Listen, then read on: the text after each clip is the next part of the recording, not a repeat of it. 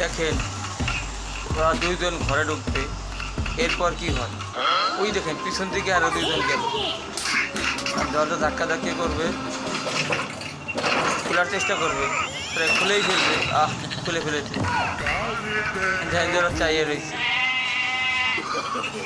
একটু ভালো করে দেখে এরপর কি হয়, ওরা রোমান্স করবে, আর তারপরে কি হয় দেখে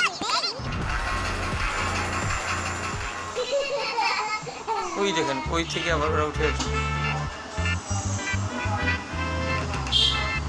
এরপর কি হবে আপনারাই বলেন, কি হতে পারে?